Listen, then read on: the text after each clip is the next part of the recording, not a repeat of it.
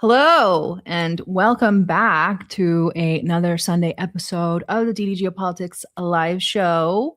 Chris is on the final leg of a trip all the way to Lugansk in the Donbass, and we will get to his trip a little bit later and what went on there. But first and foremost, how are you? I'm good. It's been a very long day. I've been up for I think 36 hours with limited sleep. It was a very long trip today, and a very good one, and a very tough one given what happened. I wish it was under better circumstances, but it was a very important story to bring to the world. So I'm happy to be here. And I just came from the airport just 2 hours ago, a little over 2 hours ago. So Yeah, here we straight go. from the airport to the stream. So we're here for you guys. But so I was thinking, like, okay, first and foremost, I have my Tottenham Hotspur. We won the losers championship today. So I'm celebrating winning the losers championship. How many Tottenham Hotspur fans in the chat? Come out, you Spurs. But anyway, I've been thinking about this Massey election and thinking about just elections in general and election funding. And I saw a video earlier this week. I kind of tied all of it together. I'm not going to play it because I think there's copyrighted material in it, and I hate even dealing with YouTube. But obviously, OnlyFans. You guys obviously know what that is. I'm sure you shuddered at me even mentioning the word, but that platform obviously makes billions of dollars and takes 20% cut from young women, mostly Western women, selling explicit content of themselves online. The majority owner before he passed away was a man named Leonid Radvinsky, a Ukrainian-American Jew. He died in March suddenly at 43. He was worth $4.7 billion when he died. He personally took $1.8 billion in dividends from OnlyFans, according to internal documents from The Lever. Radvinsky pledged $11 million to AIPAC after October 7th, making it the single largest contribution on the list. Afterwards, he tried to hide it, naming himself Mr. Anonymous, but they were able to trace it back to him through wire transfers anyway. When confronted, he denied it, but he couldn't explain why his name was in the wire transfers. So why I'm like thinking of this, it's like, we're inundated with just disgusting content, and young American women are being encouraged through social media, shows like Euphoria on HBO. I don't know if you probably haven't heard of the show because you are luckily in Russia. There's a show. Oh, I've heard of it. You've heard of it. Okay. So there's a show on HBO for our viewers who who don't give their hard-earned money to HBO. There's a show called Euphoria. It's based on an Israeli show. Obviously, it's produced by Israelis and Ukrainians in Hollywood. But they produce it, and Euphoria is based this season. It's basically about young girls coming of age, being horrendously degenerate teenage girls. And this season is about one girl's journey to become an OnlyFans star. And it paints it in this insanely normal light. It's like fetish work and all kinds of degrading stuff. So young American women are being encouraged through social media and shows like Euphoria and influencer campaigns like that. I won't even say their names, to sell their bodies online. And then that money goes to AIPAC, one of the organizations that just spent $32 million to unseat Thomas Massey. So just thinking about like how sick that cycle is, where like our young women are basically unknowingly funding our own political demise. It's wild. It is wild. It is wild. And then you draw a parallel immediately to, because of course I'm doom and gloom, immediately to Jeffrey Epstein, who trafficked young American women and used them to blackmail American politicians to control American foreign policy. So Radvinsky exploits young American women through the screen, not an island, and he used the profits to fund the lobby. Different method, same result. American women exploited, American democracy corrupted, and the same group of people seem to benefit. And we are the people who lose. Think about it this way. So of the same power structure, one group mass kills women and children, Gaza, in Iran, in Lebanon, in places like that, now in Starobelsk, in the Lugansk People's Republic. One of the same power structure, another faction, traffics women, exploits them, rapes them, and another group then has them feel, quote unquote, empowered by selling themselves. But in all cases, the same powerful structure, ruling class, elite, Epstein class, they are the ones benefiting from it. They murder, they traffic, they do all sorts of abuse and harm, and they sell it in different packages. One group are terrorists and subhumans. The other group are evil and worthy of punishment, and the other group are empowered and should be cherished and celebrated for their quote unquote feminism and their women's empowerment and leaning in and taking advantage of their beautiful bodies to then sell it and commodify it. That's where we're at. We're at commodification, death, and exploitation. This horrific cycle. And then Thomas Massey was on Meet the Press today. Pretty decent interview, short if you guys have a chance to watch it. But I do have a clip here juxtaposed with some of the sort of AIPAC lobby sponsored propaganda. That's how much they've bamboozled the people here in Kentucky. They used artificial intelligence to create a video, lifelike video, that showed me checking into a hotel room with AOC and Ilhan Omar and holding hands with them. It was actually very effective on the boomers.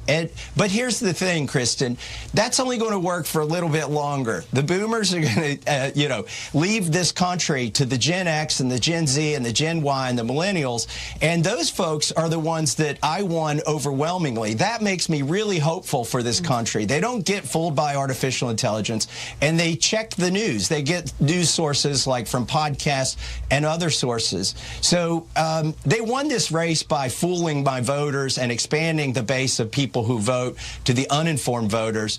But look, I got 45% of the vote.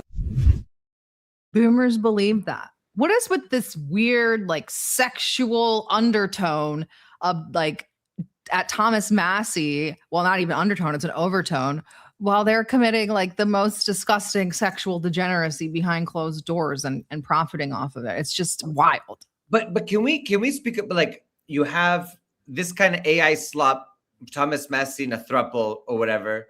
You have Rabbi Shmuley when his daughter selling all these kind of kosher sex products. You have them raping Palestinians using dogs and objects and sticks and the most horrific things. And you have them wearing lingerie in Gaza and Lebanon and things what is going on? What is going on? What is going on? I don't see Russian soldiers acting in this way in liberated territories. No. I've never seen them put on anybody's clothes. I never saw Iranian soldiers do this. When I fought in Syria, none of us ever did something like this. What is going on? That's what I want to know. It's disquieting, to say the least. It's grotesque. This type of stuff makes me incredibly uncomfortable. I'm uncomfortable even talking about euphoria. That's how much of a prude I am. But I'm this is undeniable. I have a really big issue with OnlyFans and that sort of culture that surrounds it. So this being utilized to then feed into our elections and then kind of manipulate the things that we report on. It's just, I guess it's more par for the course. No. Anyway, let's try to get through the news. I'm trying to be as up to the minute as possible. Chris probably has no clue what's going on because he just got off the flight. But the Iran talks are, before I hopped on the stream, they were falling apart. And now I'm hearing from the New York Times that there was a preliminary agreement.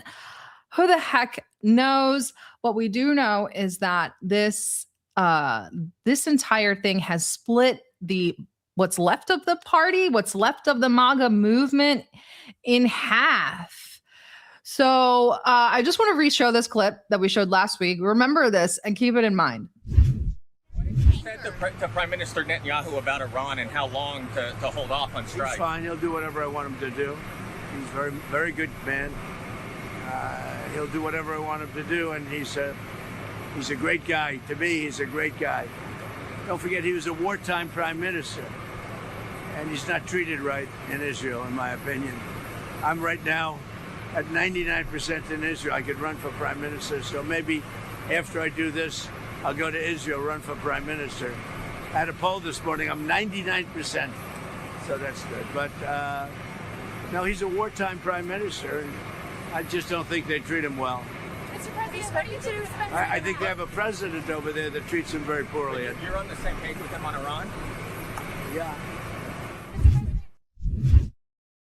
I just want everybody to keep that in mind. Okay. And also don't forget, Trump's approval rating here is in the trash. And so for him to sit here and say, I have 99% approval rating in Israel is him telling you he doesn't care about the approval rating here. But he did say that they're in lockstep with Israel, with Benjamin Netanyahu, who wants to continue the war in Iran, obviously. So here's what we have from today. We have the New York Times, and this is obviously from earlier. U.S. and Iran agree in principle to open up the Strait of Hormuz, U.S. official says. We also heard from the Iranians that no, that's not been discussed, as well as from a few other news sources that the Iranians were told to ignore everything that Trump says, that it's just for public consumption. Mm-hmm. So that's where we're sort of left. We have Benjamin Netanyahu on the deal. Last night, Trump held a massive phone call with, it was Turkey, Qatar, Bahrain, UAE. Everybody was on the call. And then Saudi. And then he obviously had to call Benjamin Netanyahu. Yeah. Sisi and Abdullah. Yeah. He had to immediately call Benjamin Netanyahu following. I spoke with him about the memorandum of understanding. I expressed my deep appreciation to President Trump for his unwavering commitment to Israel's security, including during Operation Roaring Lion, etc. President Trump and I agreed that any final agreement with Iran must eliminate the nuclear danger. That means dismantling Iran's nuclear enrichment sites and removing its enriched nuclear material from its territory. President Trump also reaffirmed Israel's right to defend itself against threats on every front, including Lebanon. The partnership between us and our two countries has been proven on the battlefield and has never been stronger. My policy, like President Trump's, remains unchanged. Iran will not have a nuclear weapon. Trump went on a tirade, jibber-jabbering about Barack Hussein Obama, something about a deal. Nobody knows our deal. Nobody's even seen it, et cetera, et cetera. I don't really know what to make of all of this, because we have Benjamin Netanyahu messaging one thing and the media messaging the media is optimistic. I tend to lean towards what Benjamin Netanyahu is saying. What say you, Chris? I would tend to agree, and I'm leaning in that direction. I think that this is totally, in some ways, schizophrenic, bipolar. Nobody knows what's going on. Everybody's frustrated. Nobody knows how to read, the tea leaves or anything like that. There's no rhyme or reason for anything that's going on right now. I think the Iranians are flustered. I think the Pakistanis are also like, what's going on? Last night, it felt like we were like hours or minutes away from a deal being announced. Then today, it was like, actually, we're moving away further and further away from a deal back to kinetic action. And now it's like, oh, maybe we have a deal. And it just doesn't, we don't know. Plus, we have history to teach us. In the past 2 attempts for negotiations, both of them ended in kinetic action. Right. Again. So I think the Iranians are thinking to themselves, well, I mean, are they serious or are we headed? That's why the state of readiness of the Iranian armed forces is at the highest level. And everybody's prepared for a resumption of the hostilities if the United States, of course, doesn't agree and eventually wants to open up the strait or force Iran into negotiations by force. But they won't be successful. I think you and I both know that, and our viewers and listeners understand that there is no way to force Iran by force. No, and I think we just translated a video. It wasn't Ismail. I can't remember who said it, but but they said there is no military solution for Iran. There isn't.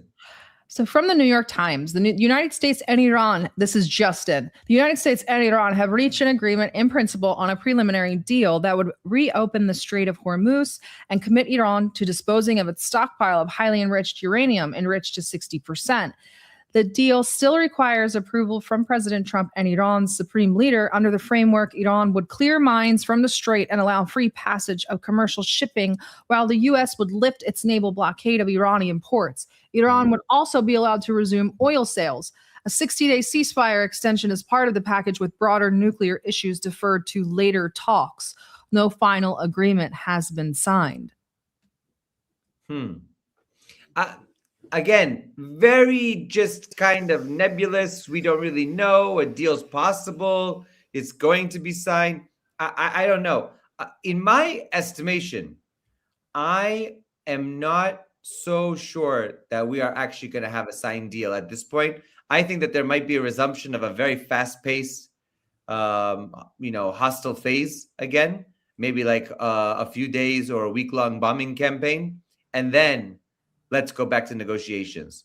But I think that what people are understanding is that the markets have not yet fully revealed the damage, the economic damage that this has done.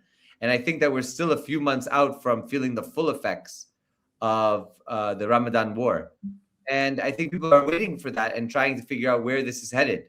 But I will say, if action is taken, I think the markets are going to go through a period of extreme volatility, which I think will affect every country and every market around the world. This post is from today. If I make a deal with Iran, it will be good and proper. Again, ranting about Obama.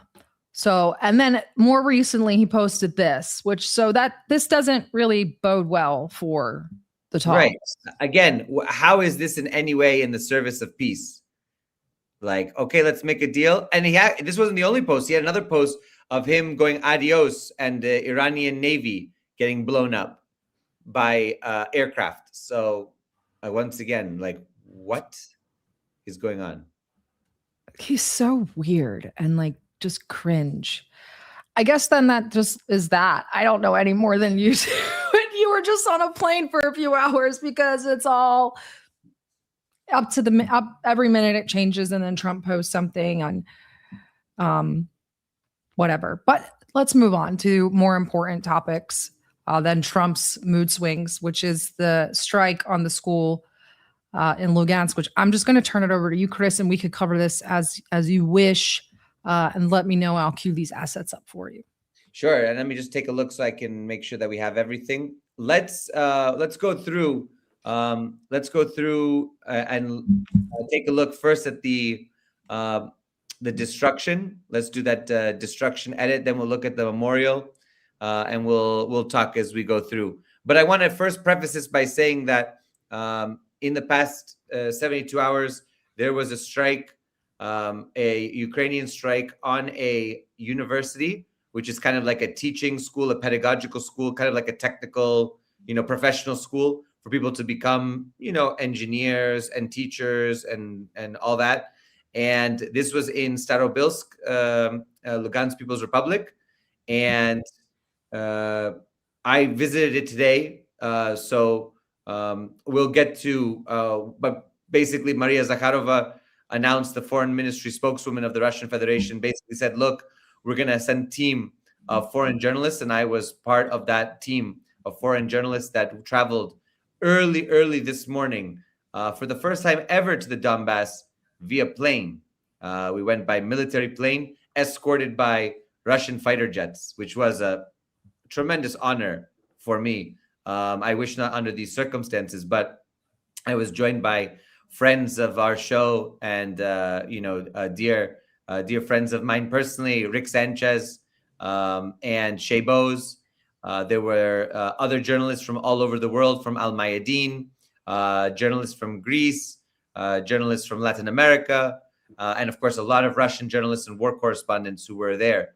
And let's get started. So basically what ended up happening was Ukraine's forces targeted this school, this university, with upwards of a dozen drones and possible missiles. We still don't know exactly what transpired, but it was a tremendous amount of targeted strikes at this school. The school was housing students in the dormitories and in some of the buildings that were sleeping at the time. It was nighttime, and the attacks took the lives of 21 students at this point, and dozens of others who are critically injured. And I can tell you that being on site, you could still smell. Number one, you could still smell the charred, burning ruins. You could still smell some of that explosive material. For those who have ever been in a war zone, and I've been in many, you can smell that. And also, you smelled the rotting flesh of human beings, and there were areas where there was still blood, and it was extremely, I don't know. I mean, having once you experience this kind of sensory experience around death, it was immediately, it hit us all. So I took some videos of that, but the area where there was a blanket that was blood soaked was where that video of the woman who recognized her child when they lifted up the blankets. It was really, really hard to be there, having seen that video and then being there and seeing the blankets that were still there. So of course, Russia responded, but let's start. We'll go. Let's let people take a look. And just so you guys know, so this was on the night of the 21st into the 22nd. 86 teenagers aged 14 to 18 were asleep at the time, with at least three waves of drones strikes beginning at 2200. 16 Firepoint FP drones hit the site itself. You said the death toll has now risen to 21, and there are still children trapped under the rubble. At least 3, up to, I think, over a dozen was the last update that I there were all the rescue efforts have finished. So all the rest, this is what when we were on site, it was they had just concluded everything just a few hours before. But Murad Gazdiev of RT, who's a friend and a war correspondent since the beginning, really since 2014, he said that he was on site and could hear the screams of the children under the rubble, and slowly over the course of hours, as they tried to remove the rubble, the screams died out. And so many of those kids who were under the rubble ended up dying. So, but he was on site, and it was a very visceral a conversation, an emotional one, when he was saying that he was there and you could hear the kids. They couldn't get to them in time. So yeah, let's take a look here at the destruction edit, and then we'll go through some of these videos and come back.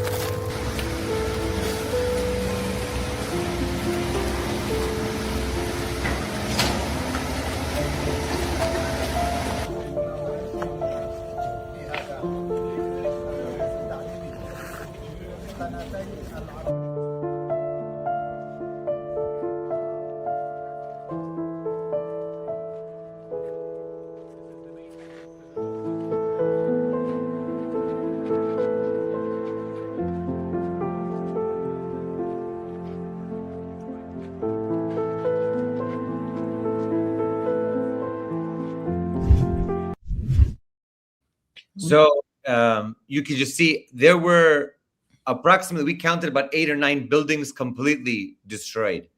That's how extensive this attack was.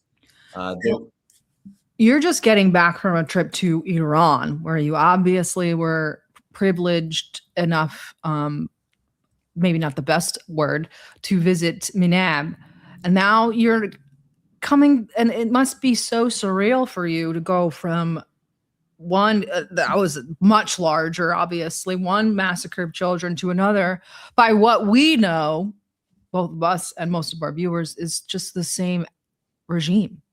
Absolutely. I talked about this in Russian media, and I talked about this on Rick Sanchez's show. We're going to have the clip coming out tomorrow. But I said, look, I just came back from Minab, where a primary school, was targeted by multiple US Tomahawk cruise missiles. And now I'm at a school just like 3 weeks later, and it's been targeted by Ukrainian drones that had Starlink systems all on them to guide them to kill these young kids. I mean, that is what we are dealing with. We are dealing with the same collective West targeting and murdering civilians in Iran, in the Donbass, in the Russian Federation territory, further afield like Kursk and Belgorod and other places, Bryansk, in Gaza, in Lebanon, everywhere we're looking, we're seeing it. So I tried to make that connection so people understood, and it was very powerful. The Russian media really were very interested in this sort of analysis. But it's the truth. The same criminals, the same war criminals are doing it at every step of the way, in every front of this war on really the global South. This is a war to maintain imperial hegemony and dominance. It's just so surreal that they happen that close together. And we'll get more into it, the lack of coverage in the West, but that the lack of the parallels out here are just, we'll talk about it more, but first I want to take a moment to show the memorial that's already been set up.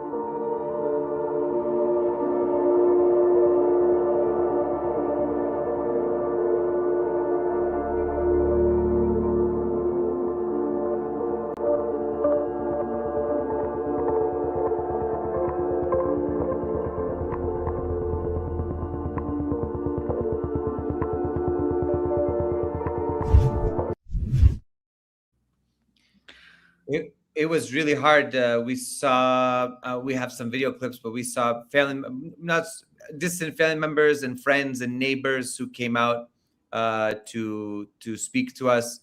But it was very hard. There were a lot of tears, a lot of emotions. It's really, I mean, these were just kids. What's even harder, what's even more upsetting, and I don't know if we have the media asset for this. Yeah, let's go to where they ask, where is the BBC? Yeah, exactly. Убедиться, а где BBC, где CNN, где представители Токио, где их журналисты? Они даже объяснения не могут грамотно подобрать, чтобы не приехать. Они не приехали. А почему? Они просто боятся увидеть правду. Они ее не хотят видеть и не хотят ее слышать. Представитель Украины, господин Мельник, на заседании Совбеза ООН говорит, что? Он говорит о том, что это инцидент. Вы что инцидентом называете, господин Мельник? Убийство этих детей – это для вас инцидент. CNN was on vacation. It's just so. Listen, the BBC and the CNN were invited by the Russian Ministry of Foreign Affairs to come to the site with us. Mm-hmm. They both declined. Mm-hmm. Japanese media barred their journalists. Yeah, they're not allowed. Not allowed to come. And many other foreign journalists from Europe were not allowed by their countries to come. What are they hiding? Why not come? I thought journalism is the search for truth. I thought somehow these journalists were the ones who are going to expose the crimes, who are going to bring the truth to their viewers and listeners. But as I said on Rick Sanchez's show, which you'll see tomorrow, we're going to post it. And I think it's a very important episode. I said that these are not journalists. These are stenographers for war criminals. These are stenographers for empire. These are stenographers for the worst barbarity that we have seen in our time. And so in that way, they're not journalists. I have much more journalistic freedom working here than I would ever have in the US. Why? Because in the US, in the UK, especially in the countries of the European Union and the NATO countries, you are a tool, you are an instrument of the political elite. You are an instrument of their foreign policy. And so therefore, why are you going to go to this area, this site, where your government's intelligence, arms, supplies have helped to perpetrate this atrocity? You can't spin that. You cannot spin that. Even though now the Latvians, the Lithuanians, and many other countries have tried to spin this as it is Russian disinformation, it's propaganda. In fact, Russia hit this itself. Russia had veered UAVs into this site that were Ukrainian. Are you kidding me? You're telling me that Russia took all of these UAVs and then targeted their own university and killed their own students? How stupid do you think we are? See, we're not stupid, because this is not the first time this has happened. And this has not happened since 2022. This has been ongoing since 2014.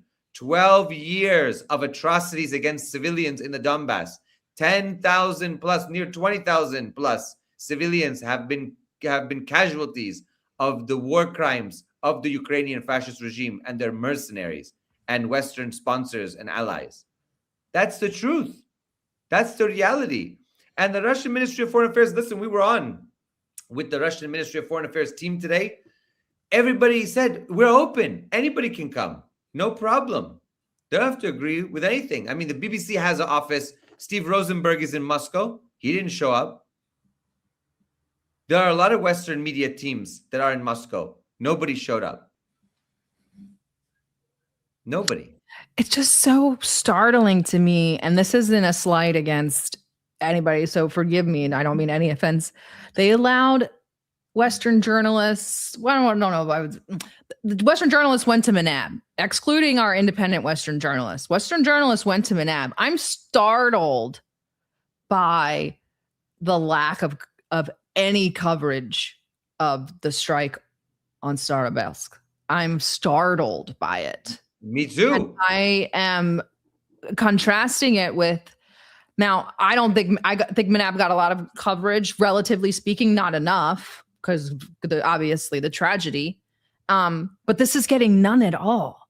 Not a peep. And for Japan to make it illegal, and, obviously the Euro bros came out immediately calling it fake. Some call it AI. I guess those smells that you smelled were AI, were put into a virtual reality helmet and taken on a trip.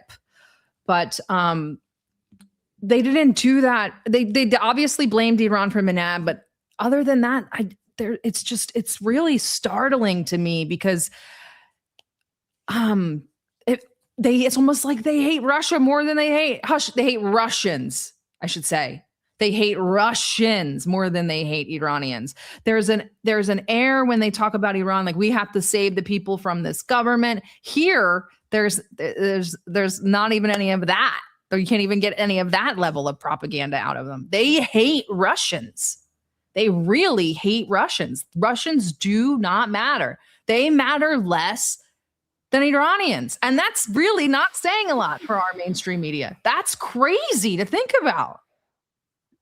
No, this Russophobia is at the highest levels really since the Cold War, and maybe even higher in some parts.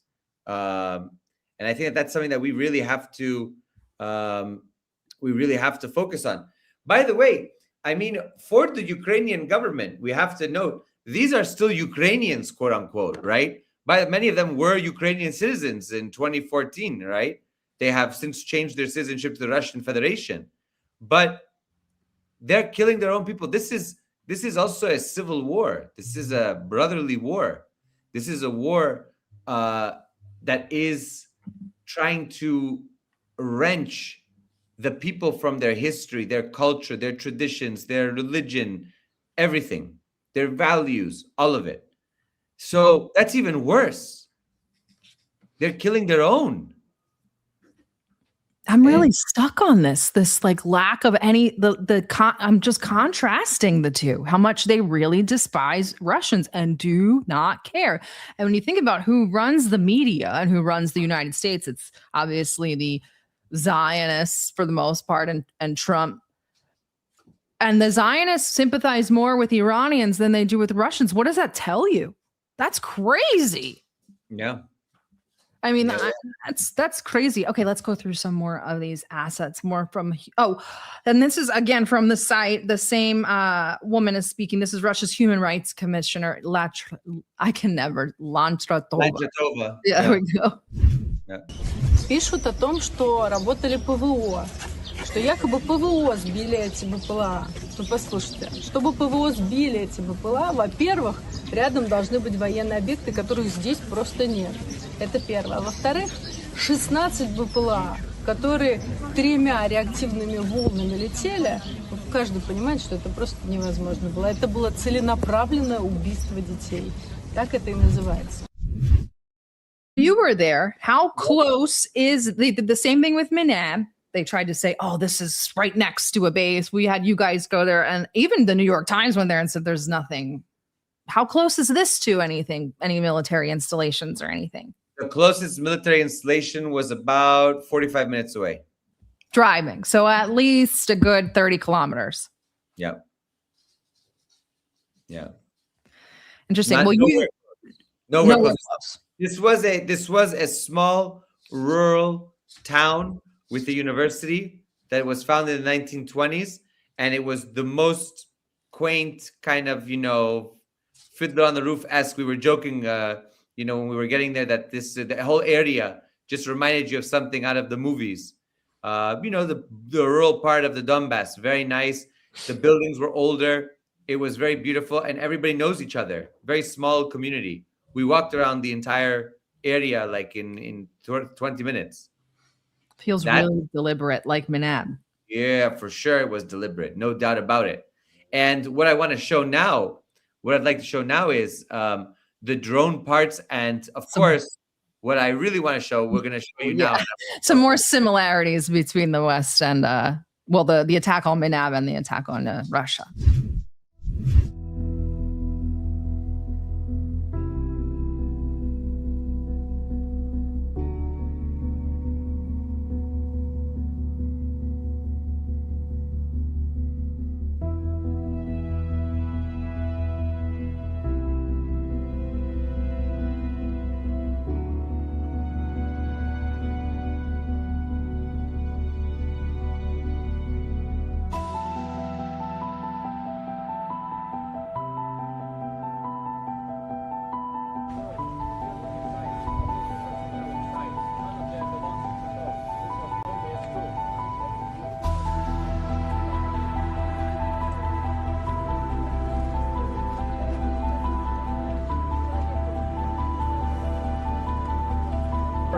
To give their own evaluation of what happened here.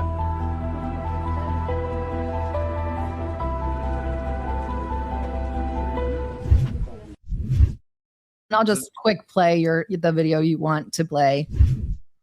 Пострадало более 40 тысяч человек.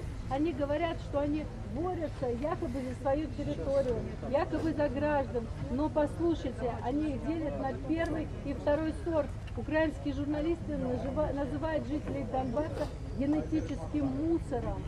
Over 12,000 civilians were killed and 40,000. So there you have it. There you have it. That was video. Those are all my videos from today. And you saw Starlink terminal. And they had a bunch of different Starlink components and things like that. But I made it very clear in my videos.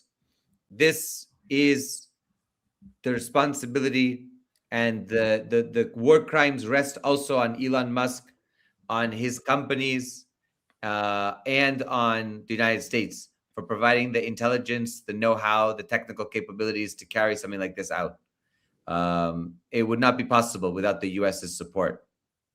And I listen, sometimes people are like, okay, well, we can't badmouth Trump because we're having some peace talks. Fuck that. And Who said that? No, some people say it. Some people are like, oh, well, we are, we got to be careful. We don't want to. No, I'm not being careful. I don't have to be careful. Trump's a criminal. And Trump is responsible for the death of civilians in the Donbass and in Crimea and in the other parts of the Russian Federation. That's just a fact. Trump's first term helped to train, his administration helped to train Azov, Georgian Foreign Legion, Pravi Sector, and all these other neo-Nazis and fascists and nationalists in Ukraine. Yes, I'm sorry. That's just a fact. That's a fact. So We have Putin's statement about the attack. let's go to President Putin. Удар не был случайным. Он прошел в 3 волны, 16 БПЛА, в одно и то же место. Конечно, детали мы будем расследовать. Они будут расследованы. Выводы соответствующие будут сделаны. Но нам понятно, еще раз это становится очевидным, с кем мы имеем дело, с кем мы боремся и за что. Это и есть проявление неонацизма. Это еще раз подтверждает террористический характер киевского режима. Еще раз хочу в этой связи, я уже делал это, обратиться к военнослужащим Вооруженных сил Украины. Не выполняйте преступных приказов нелегитимной, проворовавшейся хунты. Иначе вы сами становитесь соучастниками этих преступлений.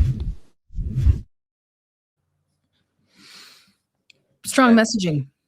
Very strong messaging, and very much on point about the nature that people now are saying, oh, well, where's the special military operation going? What's happening? People, some doom and gloom, some blackpilling in some of our circles. The Russians still understand this is an existential fight against neo-Nazism, against fascism, and against this corrupt and terroristic junta in Kiev. That's it. That's what they're fighting against. Do you have Maria's response to the statement about this? And then we will show Russia's response. The Kiev regime operates from the position of a terrorist cell, a cell with an international component, as it is funded from abroad. We are talking about sponsorship by countries of the Western minority that provide arms, financial, and political support. Kiev's ideology is absolutely neo-Nazi, based on segregation along national, linguistic, and cultural lines. But they target the most vulnerable categories, children of all ages, literally from toddlers to school children, and from school children to teenagers. This logic is animalistic, although probably few animals would choose to target children. It is hard to recall anything like this happening in the civilized world. The only comparable period in modern history is the years of the World War II. During the era of Nazism and fascism, it was children who were killed and experimented upon. They were killed, tortured in concentration camps. Sometimes they were killed for no reason at all, solely on the basis of nationality. As was the case, for example, in Kerch, when German Nazi troops took schoolchildren outside the city as if for a picnic and distributed pies filled with potassium cyanide. This is forever inscribed in history as absolute dehumanization. The same absolute dehumanization is happening now, as the Kiev regime is deliberately killing children. We regularly comment on this, but we see no reaction from the international community, from relevant international organizations, from all those who deal with childhood issues. It is as if this topic does not exist. Moreover, these are largely the very same structures that provide a platform for Zelensky and his regime to spread fakes about Russia supposedly abducting children.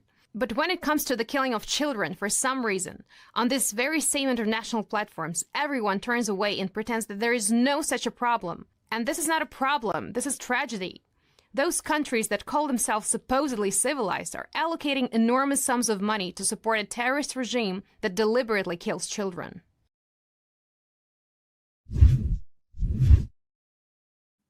Always poignant. And I'll just play the UN statement just for good measure.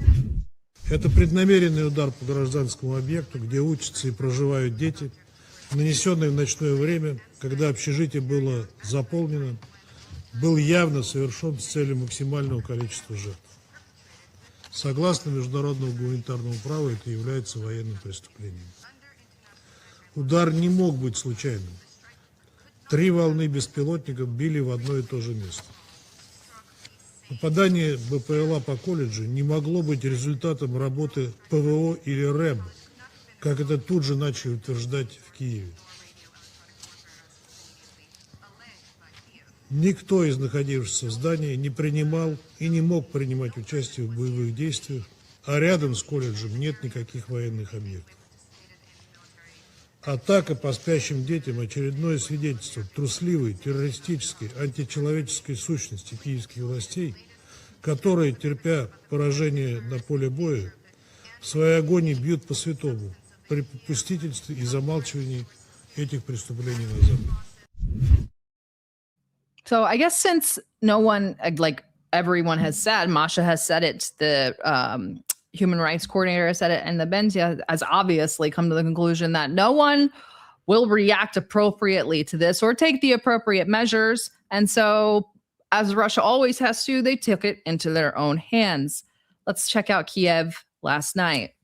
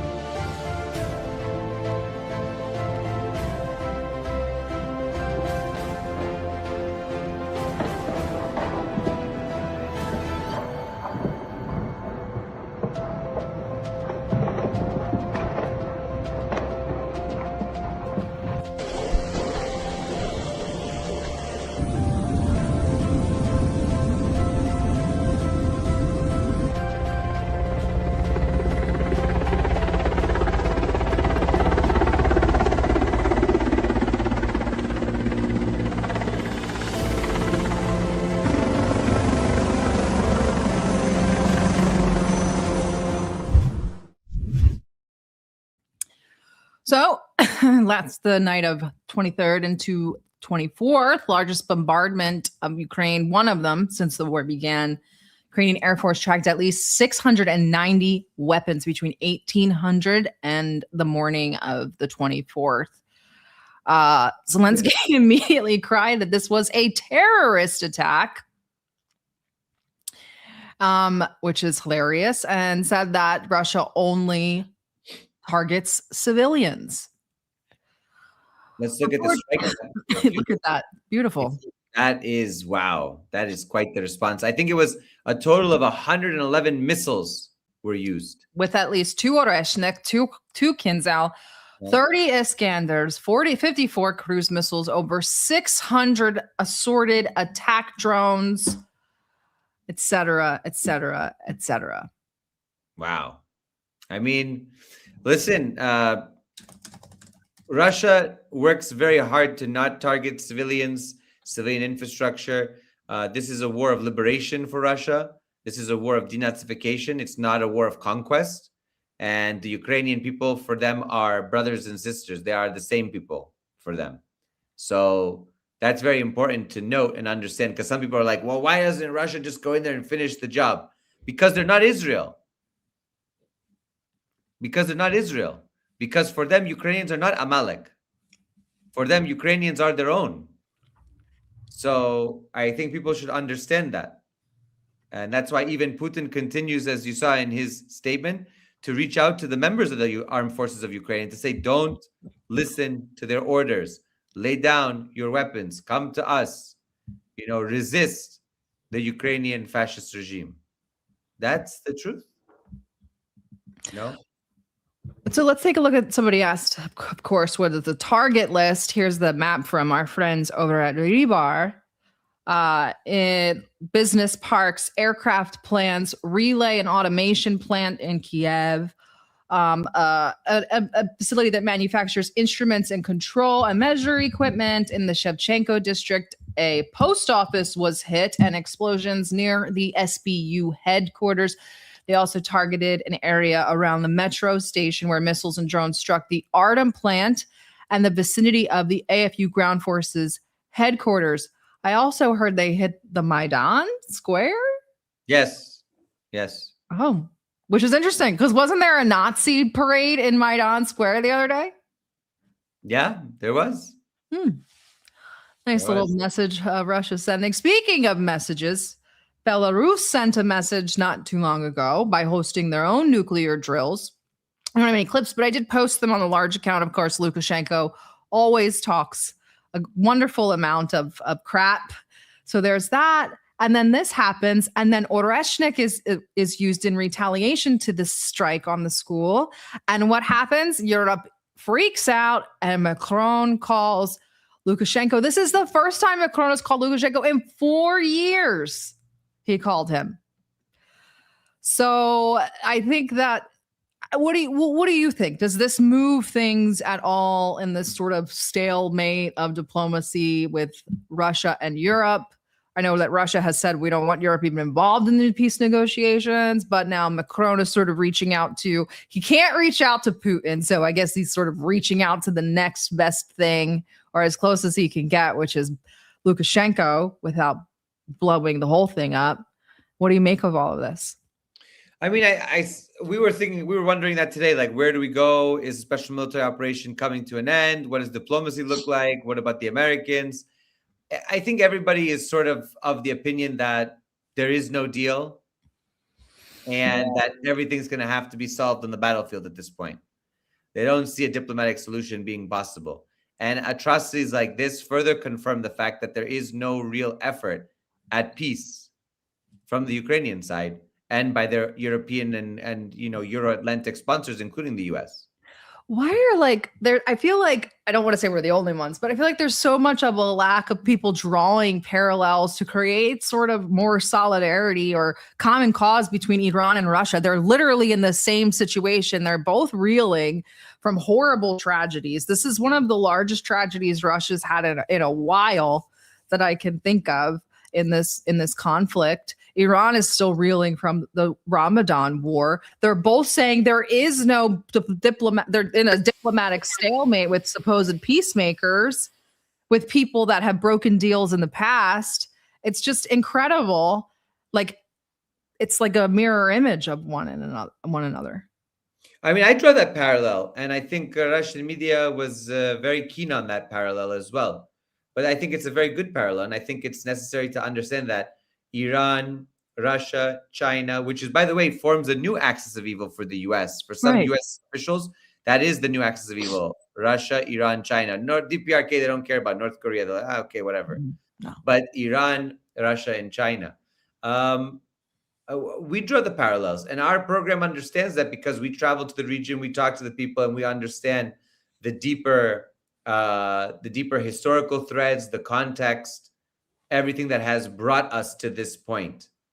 And with that, we understand that there is an existential fight against Western imperialism and Western hegemony, and that Russia, China, Iran are fighting against that. Whereas in Venezuela, Delcy has turned over and shipped off my good friend Alex Saab to an American dungeon again and allowed the U.S. to fly in Ospreys into Caracas. Can you believe it? Hugo Chavez is rolling in his grave. The headline today in the New York Times is how Venezuela's new leader rose from pariah to powerful U.S. partner. I mean, I cannot carry water for Delcy at this point. The Venezuelan Bolivarian Revolution, our Chavista friends have failed. There's just, I don't know, we can't cope anymore. It has been an absolute failure. You're being too mean. It's just on pause. It's on pause.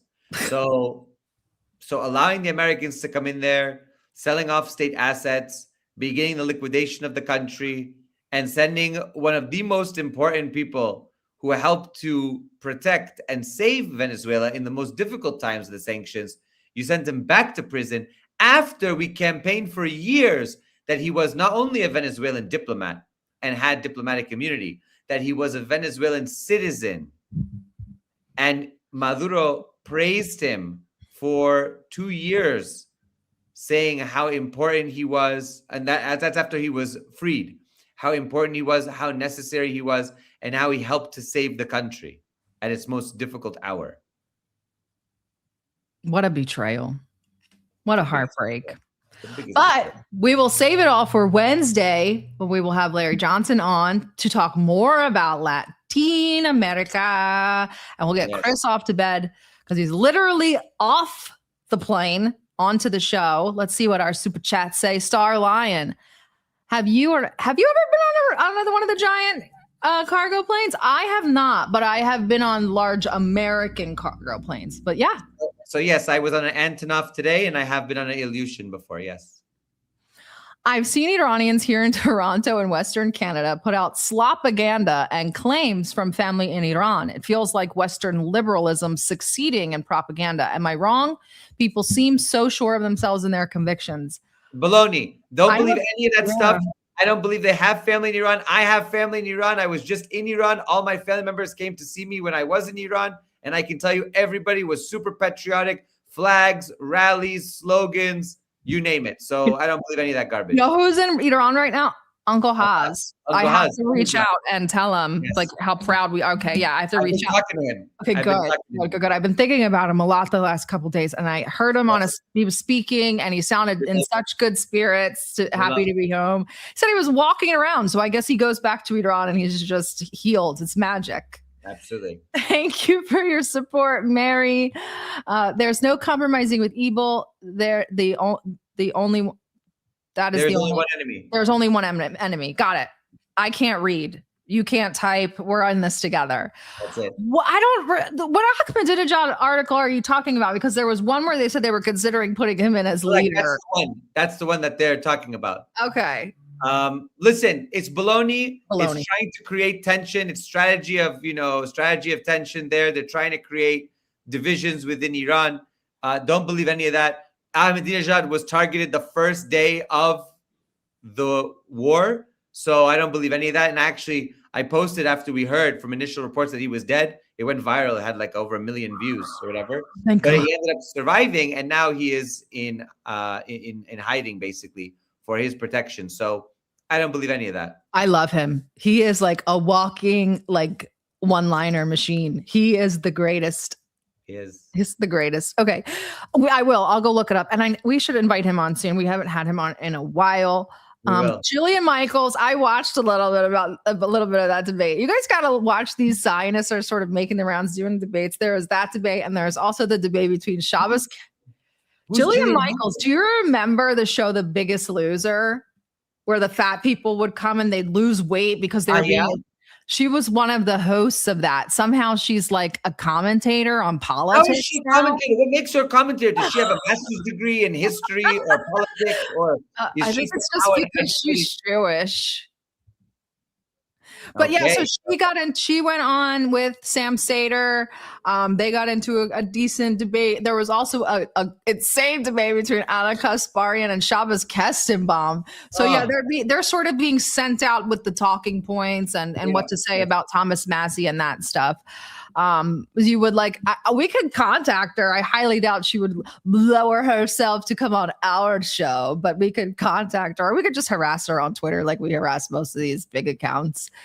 The West Zionists are tired of pretending they're not. I don't know if they're tired of it. They just don't pretend anymore. They really don't care. They don't care. They know that they're horrible. They kind of own it. Zionists and Nazi alliance. It's a reality. It's a real phenomenon. Matt talked about it last week. I just posted one of the clips of it where he talks about the Nazis and like they're together because they're useful. Look at the guy. There's a guy that Trump is pardoning that was stockpiling weapons for January 6th.